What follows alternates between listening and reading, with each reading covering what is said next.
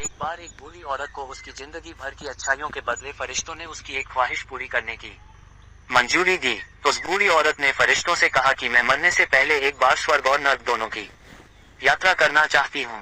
फरिश्तों ने उस औरत की ख्वाहिश पूरी करने का वचन दिया और उसे अगले ही क्षण एक बहुत बड़े भोजन कक्ष में ले जाया गया, जहाँ पर बहुत विशाल डाइनिंग टेबल थे। उन पर बहुत ज्यादा स्वादिष्ट दिखने वाले भोजन रखे हुए थे और बहुत अच्छे अच्छे ड्रिंक्स भी रखी हुई थी। मगर उस टेबल के चारों तरफ बैठे लोग बहुत ज्यादा मायूस, भूखे और दुखी लग रहे थे। उस औरत ने देखा कि उन सभी लोगों के हाथों पर कोहनी तक लंबी लंबी चम्मच बंधी हुई है।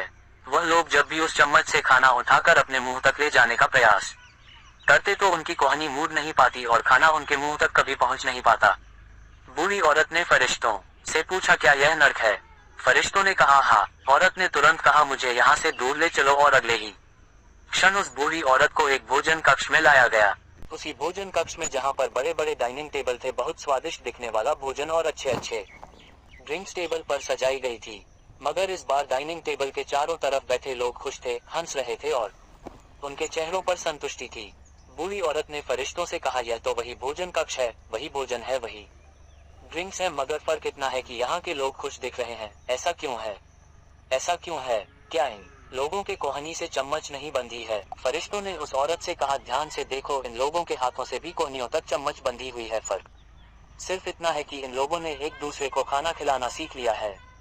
दोस्तों, इस छोटी कहानी की तरह ही हम चाहे तो हमारे जीवन में इसी पृथ्वी पर ही स्वर्ग या नरक दोनों का अनुभव कर सकते हैं।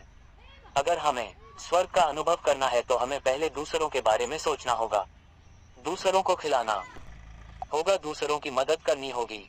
चॉइस हमारी है, हम चाहे तो हमारी जिंदगी को स्वर्ग जैसा या नर्क जैसा बना सकते हैं। कहानी अच्छी लगी तो लाइक कीजिए, इस कहानी को शेयर करके आप हमें सपोर्ट कर सकते हैं।